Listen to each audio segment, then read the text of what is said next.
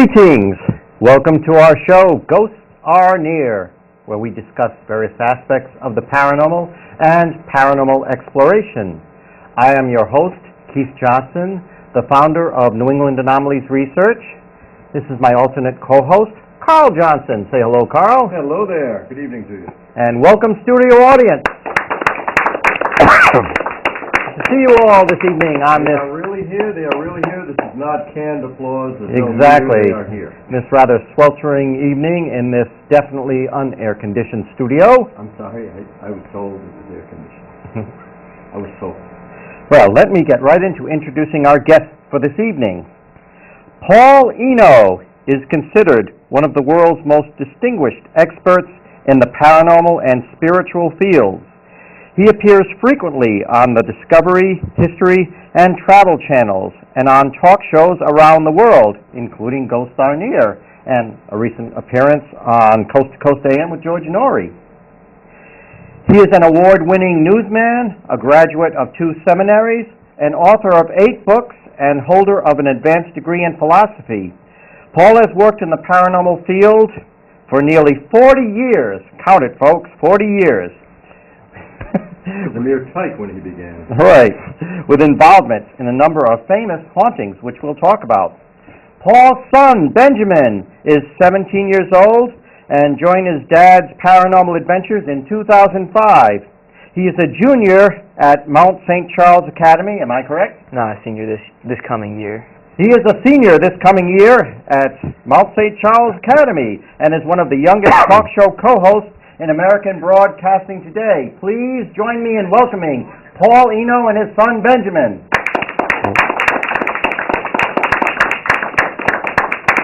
Really, it is a pleasure and an honor to meet you both. And Paul, I really appreciate it because I know you're having some voice problems. So, well, everyone will hear all about that. Yeah. I've been through it many times. Yep. Many times on stage and in broadcasting. When the voice goes, the show goes on. So I do really appreciate you coming down and being a part good to be with you, Keith. Show. Yeah, Ben will be my voice if I need him to be. Right. Yeah. That's why I got to finish everything he says. Right. Either that or we'll use subtitles. Just kidding. So, well, tell me how it started for you, your interest.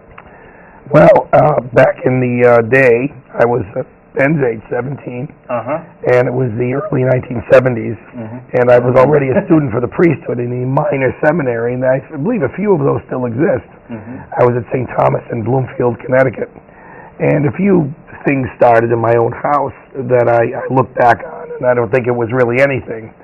However, it was enough to get me interested in the subject, so I started to read, and as luck would have it, my brother was a very prominent priest, professor at Catholic University in Washington, D.C., where Father John Nicola was associated as well. He was assistant director of the National Shrine, which is the big church that's right there at the university. He was also probably the leading covert paranormal expert in the Catholic Church at the time. So my brother put me in touch with him. And in the meantime, I was writing to Louisa Rhine, Dr. Louisa Rhine. Of course, she and her husband, Joseph Rhine, were the grandfather and grandmother of modern paranormal research at Duke University. So I was sort of taken under my wing by those two.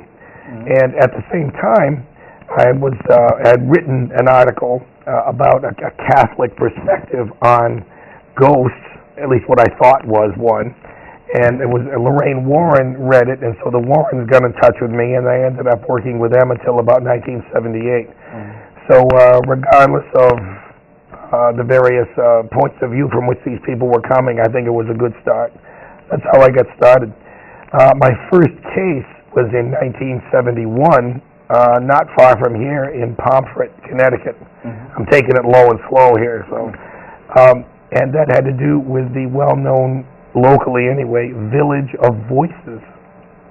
And that turned out to be a very, very remarkable case. I went in there with 6 other seminary students and a photo expert from a corporation in Hartford. And we were astounded by everything we saw from the beginning. We didn't really know what to expect or whether to expect anything. But you'd walk into this abandoned village, which was overgrown with woods, of course, by this time. no one had lived there since the 19th century. And you would hear the sounds of dogs barking, people talking, cows, farm implements banging together, as though it were a normal day in the life of this 19th century farming village. Except that there was nobody there anymore. It had been abandoned. Well, that was a good question, whether there was anybody there or not. But physically speaking, there was not, because we took great pains to map the place and find out if anyone was around. The usual steps you would take to make sure that you're not just hearing some guy in the next farm. I believe this is the Barahak settlement? This is the Barahak settlement. And that name came from a wonderful old gentleman. Like every area, at least every county, has an old man who knows all about local history, and is a wealth of information. Oh, so you. I'm getting there in the Blackstone Valley. But this particular fellow was Harry Chase in the town of Pomfret, Connecticut, and Windham County in general. And he became sort of our guide to this place. And he would say things like, well, I'm not saying there are no ghosts, but he actually sounded like this. But then I'm not saying there are either. But he had seen some pretty strange things there himself.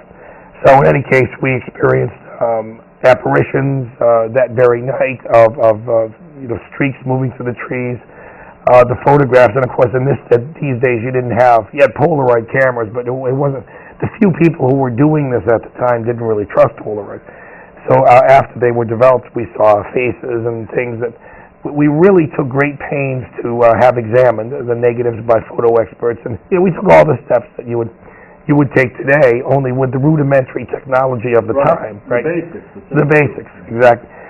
One of the things that really struck me was on our last visit with the group was an ox cart. Tom D'Agostino writes about having this very same experience there, and we were standing there. It was a bright sunny day. It wasn't at night, and we heard an ox cart, what sounded like an ox cart, coming toward us down this path in these woods. You could hear the hoof beats of the animals. You could hear the wooden wheels. You could hear the guy yelling, "Yah!" and a crack of a whip. And it passed by us about 20 feet away, and you couldn't see it. Oh, that's amazing. The area had been a road considerable number of years before this, but it was a thicket at this point. And I started to ask questions, and this is what got me into trouble in the seminary, was asking too many questions. Well, yeah, I wanted to ask you about that. I don't mean this to sound at all impertinent or invasive, but I have heard that you were actually asked to leave the seminary, that you were dismissed for interest in paranormal. I was way into the graduate level in theology, and I was about 2 years from ordination. And they were, at the time I was still working with the Warrens. The Warrens thought I was great because, they assumed I was going to be a priest, I'd be a real ally. Yeah. But the seminary disagreed, and I was told that they didn't even want to talk to me. See, I couldn't keep it secret because I had already published a few things, and I'd been on TV more than once, and they couldn't deal with this. Now, as we were talking before we went on the air, people think that seminary students are routinely trained in the paranormal in case they have to perform exorcisms. Well, that's not the case. Mm-hmm. They have one or two hand-picked priests, usually one in a diocese, which of course is a regional group of institutions and churches headed by a bishop. And that person is the one to whom these things are referred if they get that far. But I've seen more often than not people go without help, and I was not the one to be picked for this. So they believed, and anyway, that is true. I was asked to leave. I got most of the education, but I never got the ordination. But anyway, getting back to Pomfret, I began to ask questions such as, are there, and of course I had the standard spiritualist approach to what ghosts are at the time, and I began to ask, are there ghosts of ox carts and, the whips? And I said, what is going on here? Are we maybe dealing more with time than we are with death? And in ensuing cases over the following 39, 40 years, I've continued to ask those questions and gotten answers that neither I nor many other people like. On the other hand, it has taken me into realms that have to do with what does the paranormal mean? What are the implications of these stupendous things for our spirituality, for our destiny, for how we look at ourselves and each other, for our future. And ghosts, I think, when you look behind what they appear to be and to what I think they might really be, are our greatest teachers. I think the paranormal is the key to understanding everything from God down through what the universe is all about, how it's constructed. And I think that it's too often trivialized today. So anyway, this is me. Anyway, these are the questions I asked, and I got some answers that really shook me up.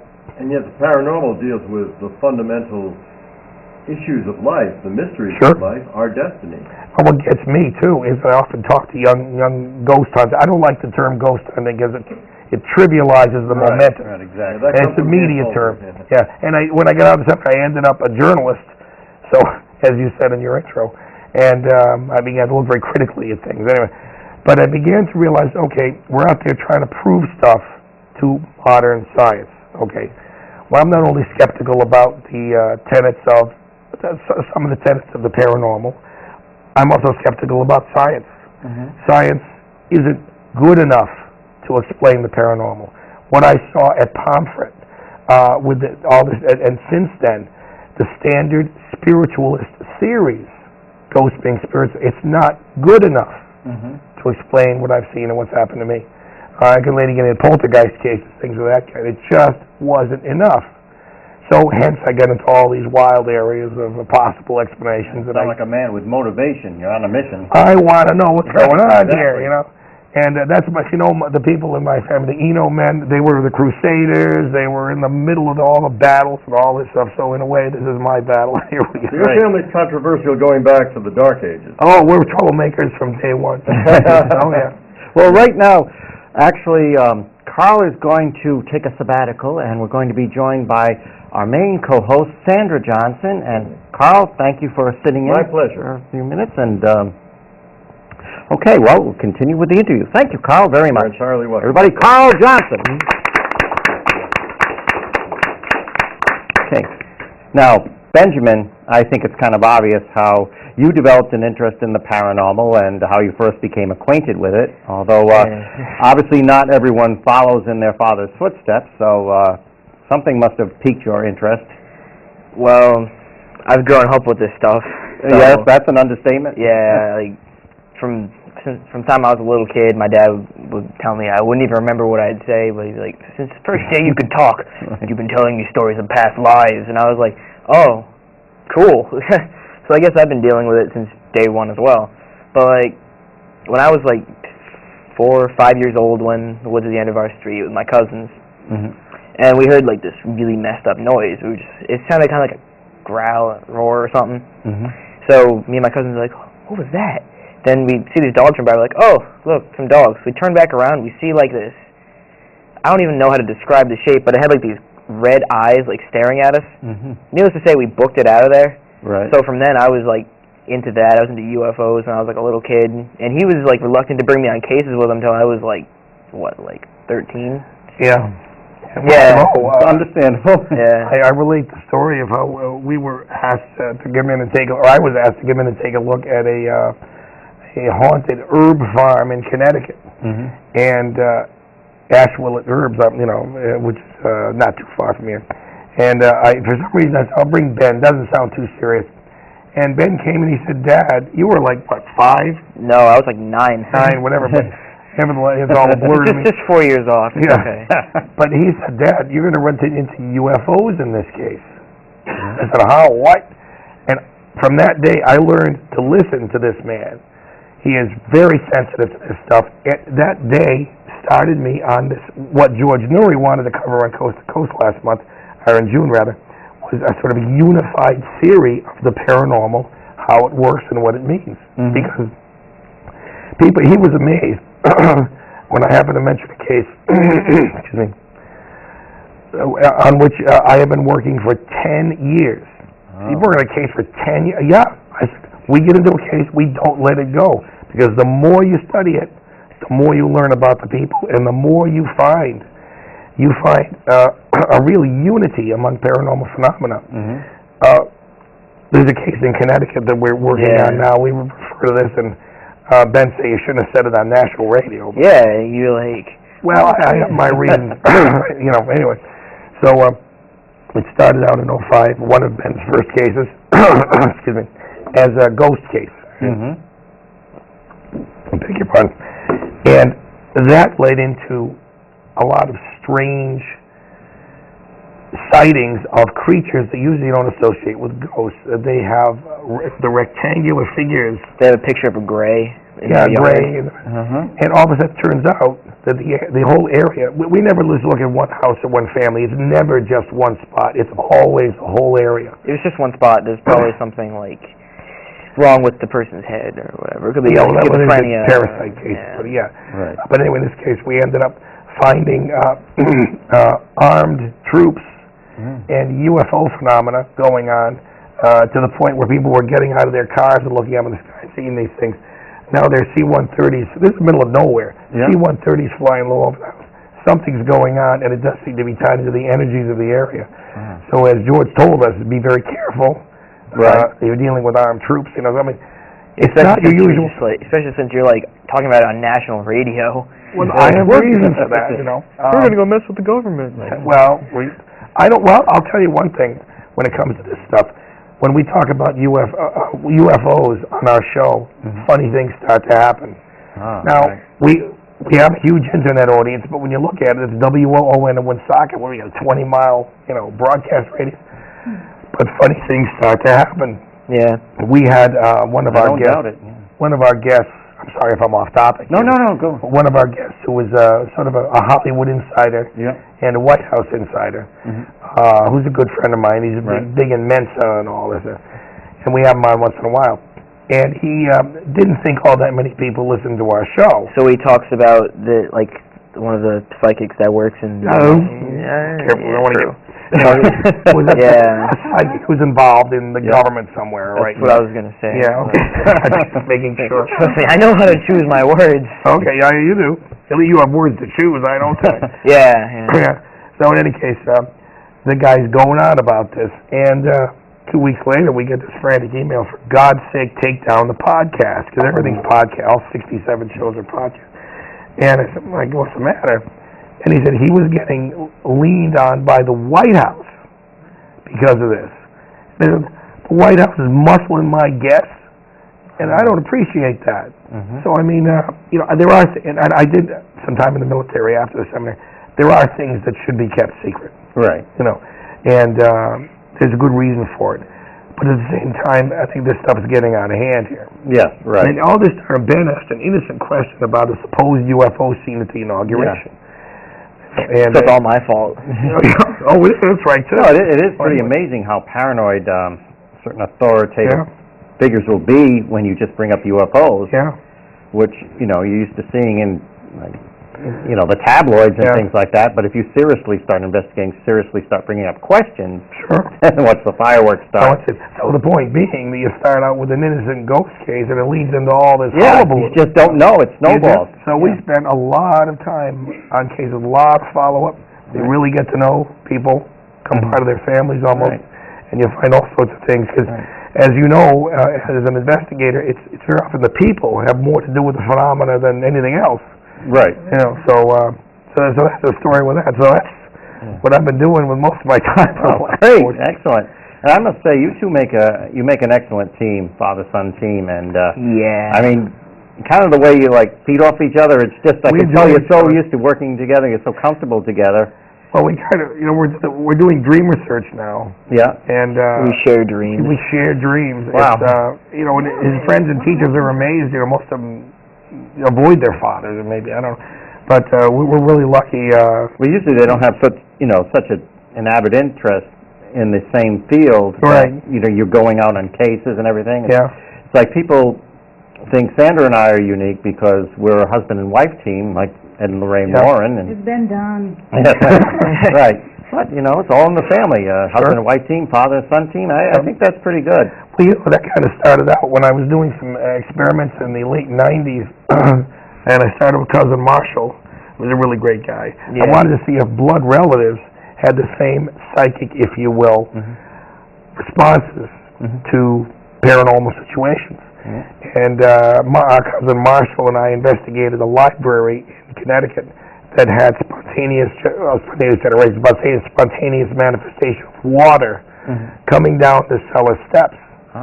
And the wood never rotted, and there was no place the water could be coming from that would be a normal, situation. And we had the same responses in the same way. And so I said, gee, well, when Ben gets old enough, and sure enough.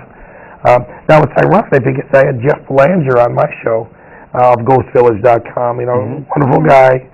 On our show. We're practically neighbors. We live in Woonsocket, he lives in Bellingham, and we've never met. But I'm not afraid to take people to task if I disagree with them. And I said, I really take exception to the part of your website that invites kids to get involved in ghost hunting. And I said that's an extremely reckless and dangerous thing to do. This is a dangerous pursuit. It is. And everybody out there doing it like they're out bird watching. Yeah, right. It's like we were talking about earlier, it's such a difference from you and I, our generation, to Benjamin's generation. I mean, when you and I started out, it was, you really didn't talk about it, didn't have that much of an audience, and now it's like going the opposite way. Yeah, haywire. It's just taken for granted. And that's why the Catholic Church, and rightly so, is so afraid of it. They're right. I was down in 1974 in that awful poltergeist case in Bridgeport, Connecticut. I was working on with the Warrens. I was a seminary student still. People in the crowd, there were 10,000 people outside that house by police estimate. People in the crowd actually told me later that they expected either Father Bill Charbonneau or me to come flying out the window like the priest did in the movie. That's why they were gathered around watching. Yeah. Exactly. We disappointed them, I'm happy to say. But that's the attitude that people have. So naturally, the church plays it close to the vest. Right, exactly. Yeah. Exactly. By the way, can everybody hear me? Because is my voice coming through? Actually, they can't hear me. Oh, okay. They couldn't hear Carl either. Oh, okay. I'm surprised. They couldn't hear Carl? Yeah. I keep hearing these noises, like, I don't know, is it sparkling noises or something? So if I suddenly light up like a skeleton, you'll know why. So I'm doing the Marlon Brando thing tonight. You keep laughing at me. Yeah, it's because you pick up the phone, you're like, hello. Yeah, but I really do appreciate you, coming with your voice problems. No, you got to get through it. Yeah. I realize it. So we have a book of yours here, one of your many books, God, Ghosts, and Human Destiny, Turning Home, Paul Eno. That's a book cover. It is, yes. That's a fascinating title in itself. Yeah, very deep. Very deep. It sounds very deep. Yeah. Well, my first two books of the modern era, as it were, written since the 70s, were Faces at the Window, Footsteps in the Attic, which is case histories pretty much, with my theories thrown in. Right. And it went all the way from a disappearing house in Vermont, all the way through the cases we've mentioned, the Barahack and the Bridgeport poltergeist outbreak, the little publicized poltergeist case in New Haven in 1978, which was the worst I ever encountered, closest to Hollywood I ever got. Right. And a number of cases since, dispersed with all my harebrained ideas about multiple worlds being the explanation instead of dead people. So, in any case, that's what those were about. And getting into my parasite theories, too, about the negative entities that there seems to be an explosion of that today. Yes. And then this gets more into the philosophy of what I think it all means. And there are some case histories there too, but it's mostly what it means. And I don't know, somebody once over-flattered me by referring to me as the Teilhard de Chardin of the paranormal. He was a priest in the 1950s who wrote all this way forward-looking theology and almost got in trouble. But I wouldn't take that title, but that's the idea. What does it mean? That's what I want to know. Right. Could you just, before we run out of time, could you just expound a little bit on why you think there might be a little bit more negativity in the paranormal phenomena that you're... Yeah, well, the famous number is 2012 number comes up, and we talk about that on our show with our guests. And there are undoubtedly things going on astronomically that may or may not have anything to do with that date, but things are happening astronomically. when you look at electromagnetism, it is the glue that holds everything, the universe, or the multiverse, as I would call it, together. Everything about us is electrical, our brains, our muscles, everything. And when that occurs, naturally it's affected by the moon, the tides, everything is tied together that way. So when you have these huge waves of electromagnetism coming across the galaxy, it would seem that this would have an effect on us. Those with whom I've spoken about this subject of 2012, when it's supposed to be the tight, all this stuff, saying that human behavior is changing. People are getting crazier, just like they do with the full moon. And having been grad student at abnormal psych, working in psych wards at hospitals when there were more inpatients than there are today, I can testify when the moon's full, duck. Right. Yeah. And that sort of thing is happening. We got into a little bit last night on our show about animals even acting strangely about this sort of thing. So I think that there is an explosion of negative paranormal cases because the walls between the worlds, as I are thinning. Native Americans talked about that, thin places. Not only the whole planet seems to be becoming a thin place. Sometimes can be referred to as, some people refer to them as portals, things like that, vortexes. I know that's a very loose term. It is, describe it. The portals change. Like in this house in Connecticut, we got a picture of a mirror with things coming through. It's very interesting. But the notion of the thinning of the boundaries everywhere, it's more than a portal, and I'm kind of worried. I mean, I had 3,212 emails after that, and we talked about parasites for about 15 minutes. That many emails from people who believed they were being the victims of parasites. Professional people, doctors, healthcare professionals, and it's scary right now, and we're overwhelmed. Wow. And to hear you say that is overwhelming. Yeah. It really is.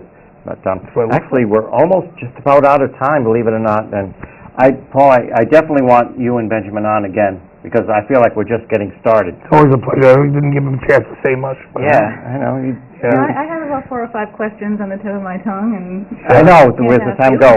Well, quickly, ask one more. Well, to tie in with what you were just saying, do you think that the number of paranormal groups that are spreading, I know we have, right here in Warwick, there are like 6 or 7 paranormal groups right now.